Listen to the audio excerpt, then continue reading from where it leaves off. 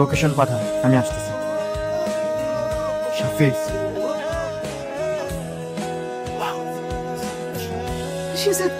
কি করছিস বাবা? এইবার বুঝবে তুমি শেরজাদ কি জিনিস।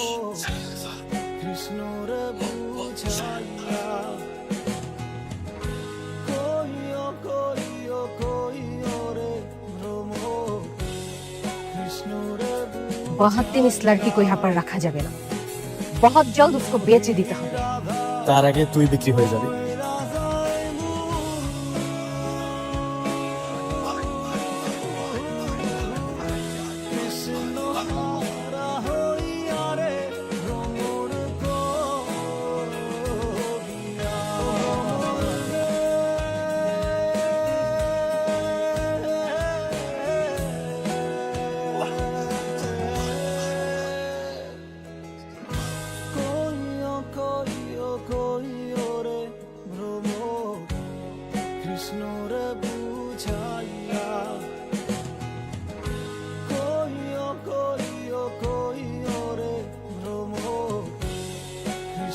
আচ্ছা, আমি আপনাদের হসপিটালের একটা ইনফরমেশন আসলে নেওয়ার জন্য ফোন করেছিলাম। জি বলেন। আচ্ছা, ইয়েস্টারডে কি আপনাদের হসপিটালে কেউ অ্যাডমিট হয়েছিল, রাইট? ও শাহজাদ চৌধুরী। হ্যাঁ হ্যাঁ হ্যাঁ হ্যাঁ, এক্স্যাক্টলি। হ্যাঁ উনি তো বেঁচে আছেন, operation successful. Thank you so much. এবার টার্গেট লকারের লোকেশন। কি হলো? কিছু না, ছাড়ো না, কাজ আছে। তুমি জানো ডাক্তার আর কি বলেছে? এই মুহূর্তে শেহজাদের ব্রেনে কোন রকম চাপ দেওয়া যাবে না। তোমাকে বিশেষ যে কারণে আমি ডেকেছি। তোমার ফেস এরকম গুমরা হয়েছে কেন? এই আমার ইনভাইটেশন কি ভালো লাগে নাই, নাকি এক্সপেক্ট করো না আমি আসবো? কোনটা?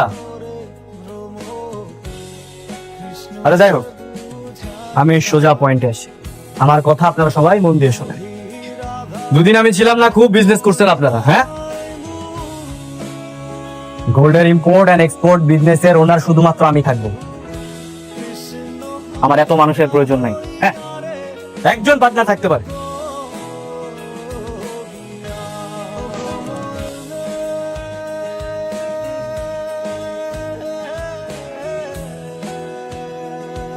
আপনাদের মধ্যে যে কোনো একজন এই পিস্তলটা পিক করবে, আর যে পিক করবেন সে বাদ বাকি সবাইকে মেরে ফেলবেন। যে বেঁচে থাকবে সে আমার পার্টনার হবে। কি ভাবছো? তোমার একটা চোখের ইশারায় এতগুলি লোকের জীবন আমি নিয়ে গেল? না না না না না, আমি এদের সাথে এতদিন ব্যবসা করছি, আর এদের সাথে আমি নেমো খাইলে করতে পারবো না। যদি মরতে হয় তুমি মরি। বুঝছো? হ্যাঁ, তাহলে তো আমাকে গুলি করতে হবে, তাই না? গুলি করেন। Shoot me. কি হাত কাঁপছে কেন? Shoot me. আজকে থেকে আপনি আমার পার্টনার, আর আপনারা জাস্ট আউট। মানে মানে কি বলতেছো তুমি? শ্রেয়া, আসো তোমাকে খাইয়ে দিব। কি ব্যাপার এরকম পালিয়ে বেড়াচ্ছে তোমার? হ্যাঁ, কোথায়? না তো। না কি করছো শ্রেয়া? দেখছে, ছাড়ো।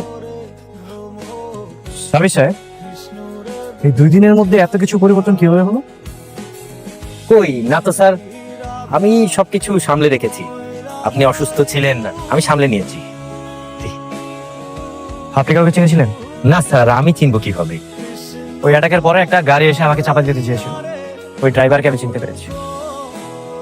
ওই ড্রাইভারকে তুলে নিয়ে আস, ওর সাথে আমার একটু মোলাকাত করার দরকার আছে। স্যার, ড্রাইভারটা কে?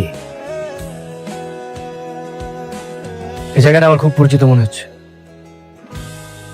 ওইখানটায় আমাকে মেরে ফেলার চেষ্টা করেছিল। আমার কারো ফেস মনে নেই, সবার ফেসে মাস্ক ছিল, কিন্তু একজনের ফেস আমার মনে আছে। একটা গাড়ি এসে আমাকে চাপা দেওয়ার চেষ্টা করেছিল, সেই ড্রাইভার। আমার খবর আছে। ওই দিন রাতে আমার কে মারছে? আমি জানি না স্যার। স্যার স্যার তোমার কথা স্যার। স্যার আমি কোনো কিছু করিনি স্যার। আমি দেখলে চিনবো স্যার। শুভ দেখলে চিনতে পারবি? জি স্যার। চিনতে তো তোকে হবেই। শাবির সাহেব, স্যার, ওরে আমার হেফাজতে রাখেন, কাজে লাগবে। তুই তো দূরে কেন? কই না তো, কাছেই তো আছে, দেখতে পাচ্ছ না? আমি বলি কি, তুমি এই কিছুদিন একটু রেস্ট নাও। ফাতেমা, তুমি যেমন কথা বলছো মনে হচ্ছে তুমি আমার মা। দেখো, আমি আমার টেকে করতে পারবো, সমস্যা নেই, তুমি এটা নিয়ে এত চিন্তিত হও না। আমি ছাড়া কে চিন্তা করবে শুনি? ওকে ম্যাডাম, ঠিক আছে, আপনি যেভাবে বলবেন সেভাবেই হবে। খুশি? চল। মা, বৌমা কি হয়েছে, কিছু বলবে? মা আপনার ছেলে বারবার আমার কাছে আসতে চাচ্ছে। আচ্ছা, আমার ছেলে এতদিন পর সুস্থ হয়েছে, সে তো তোমাকে বারবার কাছে ডাকবেই। আমাদেরকে আবার বিয়ে করতে হবে। সে তুমি কি বলছো বৌমা? আমি তো ঠিকই বলছি মা। একটা উদ্দেশ্য হাসিল করতে যে আমি আমাদের সম্পর্কটা বিচ্ছিন্ন করে ফেলেছি। আমি আমি রিশাদকে বিয়ে করেছি, আর অন্য কাউকে বিয়ে করা মানে আমি তো আর সে জাতির স্ত্রী নই। বলতে পারবো না, প্লিজ তুমি এটা বলো বৌমা। কিন্তু মা, আপনি তো বলেছিলেন যখন আমাদের বিয়ে হচ্ছিল আপনি নাকি সেজাদের কাছ থেকে অনুমতি নিয়ে আমাদের বিয়ে দিচ্ছিলেন। হ্যাঁ, অনুমতি নিয়ে বিয়ে দিয়েছিলাম, কিন্তু বৌমা সে যাতে তো তখন স্মৃতি ছিল না, ওসব ওই সময়ের কথা ওর কিচ্ছু মনে নেই বৌমা। এদিকে তো বিশাল কাহিনী ঘটে গেছে। কেন, কি হয়েছে? স্যার, দুবাই আপনি অনেকদিন ধরে আসেন না, আপনার সাথে আমরা যোগাযোগও করতে পারি না, তাই ইবনে খলিল আপনার দুবাইয়ের চেয়ারে বসছে, আপনার ব্যবসায় হাত দিছে। আমি না থাকলে আমার জিনিস অন্যকে ধরবে? এই শোনো, এত বড় সাহস কিভাবে হয় আরেকজনের? হ্যাঁ, আমার জিনিস মানে সেটা আমার জিনিস, আমি বেঁচে থাকলেও সেটা আমার, আমি মরে গেলেও সেটা আমার। তুমি একটা কাজ করো, ওই ইবনে খলিলকে মেরে বস্তায় ঝুলিয়ে রাখো। কিছু বলবা? হ্যাঁ, জীবনে তোর সাথে আমার একটা কথা ছিল। কি কথা বলো?